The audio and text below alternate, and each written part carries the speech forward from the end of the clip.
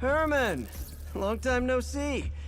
Hey, I'm no lawyer, but, I'm pretty sure that's a parole violation.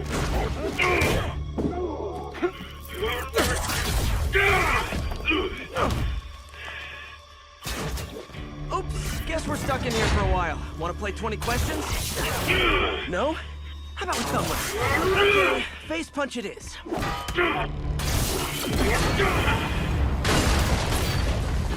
Whoa! Your garlets are all digital now, aren't they? Have it your way. You wanna fight? Let's fight! Man, can't wait to put you back behind bars so we can talk science. Remember our first fight? Me so young and stupid. You just stupid. You talk too much! Well, that's a matter of opinion. Standard metrics for how much talking one should do?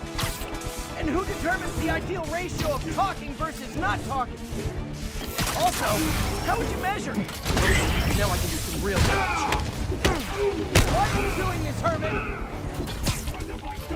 Don't kill me!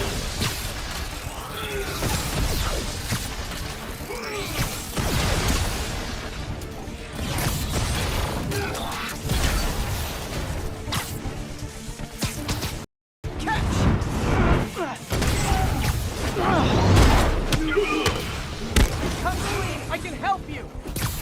You really want to help me? Don't let me have the money! Sorry, not gonna happen.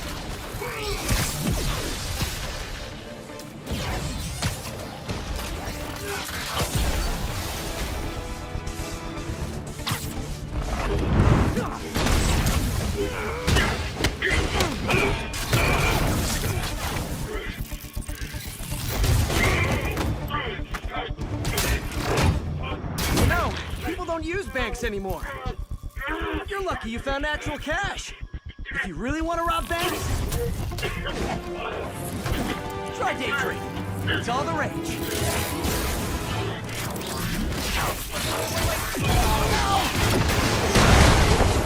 Oh, come on, Herman. Not even sure these guys are people. Could be anything under those masks. Wait, did you say masks?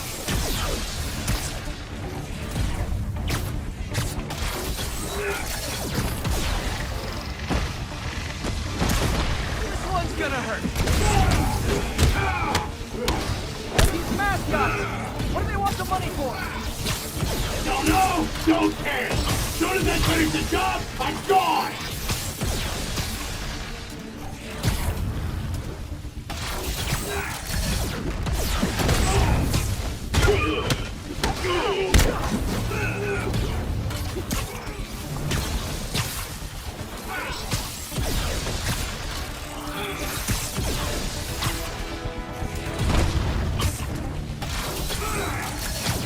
Coming your way!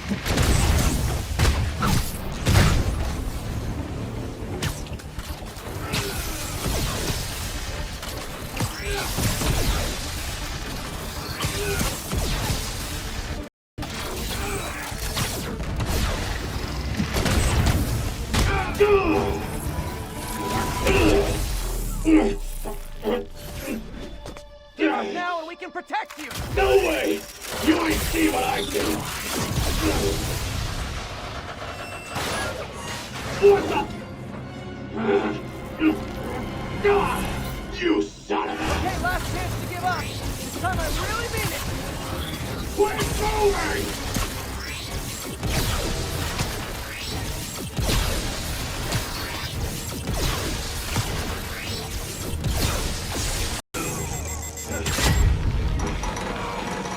Okay, I was kidding before. Now is your last chance. Seriously.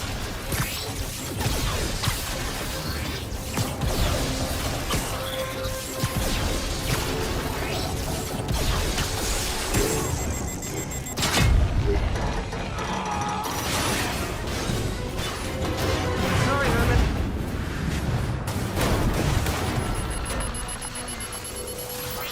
You brought this on yourself. Literally. Right. This is not what we saw at the conference. So where are we? Like, what's happening? So what we showed last night was one of our main story missions, right? And that's obviously a big tie to our main story, what's happening with Peter. But big part of being the fantasy of being Spider-Man is to swing around New York City, and we're going to deliver that big time. We create our biggest open world we've ever made, and in between our missions, our main missions, you can do a bunch of different open world activities, crimes, collectibles, quests, everything, and really fulfill that Spider-Man experience. Wow. Yeah. How do you handle that transition between huge open world traversal, which is so crucial to the Spider-Man experience, and it's on a massive scale, but then transitioning from that into the combat, which is quite focused and close? Like, what challenges do you have to overcome in that transition there? It's really hard. But I'll let Ryan, because he's a lot smarter than me, answer it. Well, I don't know. It actually depends a lot on our animation team. Right. Like, our animation team does this so much for our transitions and missions, either getting into them or even just beats in the mission, right, between a combat setup and the next traversal challenge. So a lot of animation, a lot of design work goes into that too, making some of our levels design and load into them smoothly.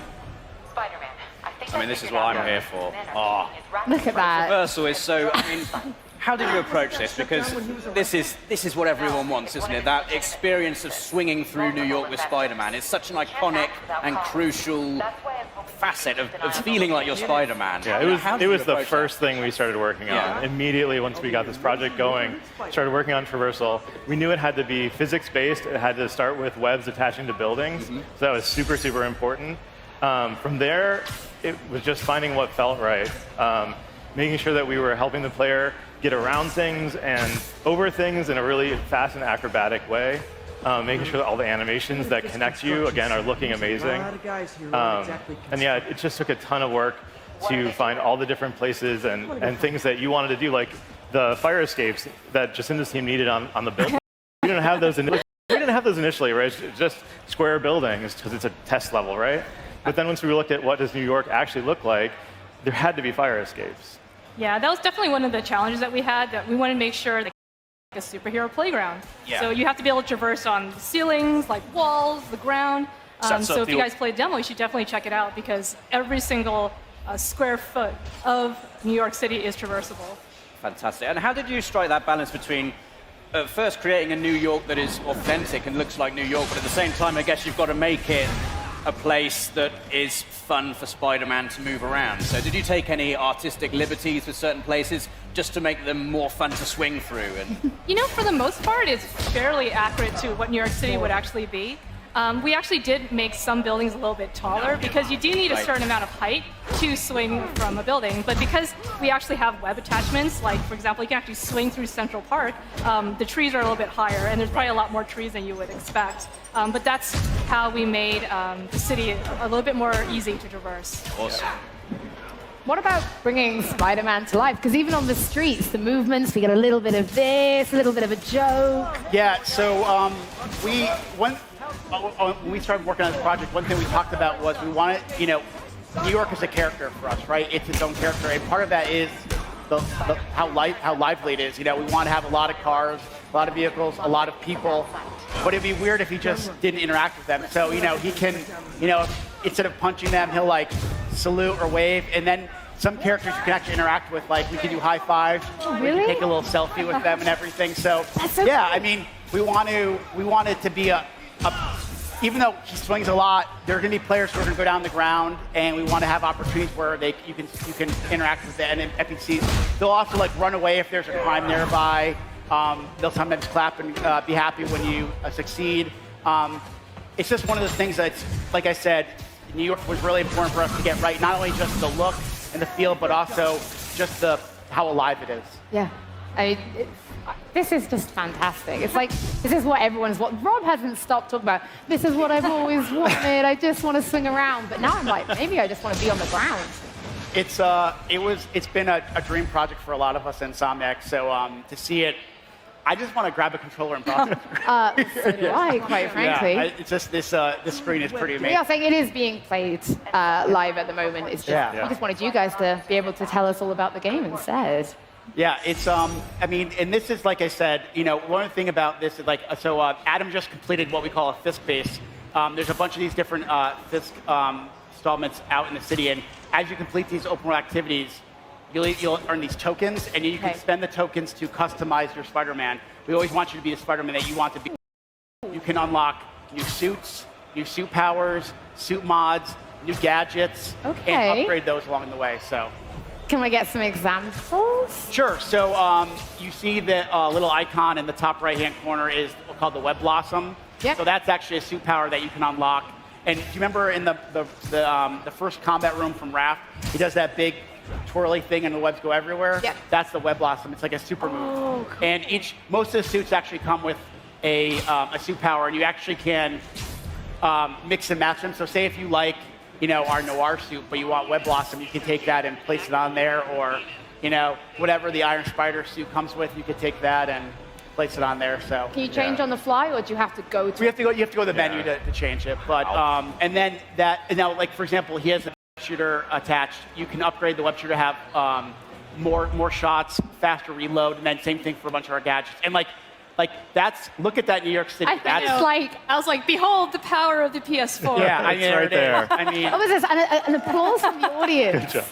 That is incredible. Yeah, it's by far the biggest game we've ever made, and yeah, that's still a guilty pleasure of mine because I like to just climb to the highest buildings and just do a swan dive. Yeah. Wow. It feels awesome. Yeah, so they're actually playing. The demo is actually only a very small portion of the playable area in the city. So we have multiple districts, and this is really basically one district with maybe a couple corners of others, but it's a massive world. And so how do you bring a massive world to life with activity? Because, okay, swinging around is fun, but we want to do stuff in that world too. Brian, I'm sending all the hard ones to him. Yeah. Thanks, Brian. We have a lot of different activities that are in the world. In this demo, there's actually our research stations. Everything comes with a story reason for it. There's also our dynamic crime system. There's that Web Blossom we were talking about. You can see they're stuck in there now inside that little coven. So the dynamic crime system is there all the time. And so you actually earn the tokens through that and then put those back in your upgrades. And then as you go through the story, different other activities unlock across the world. Yeah, that's kind of one of the cool things about the city is that it's constantly evolving, Yeah. The citizens evolve, the activities evolve as the story evolves.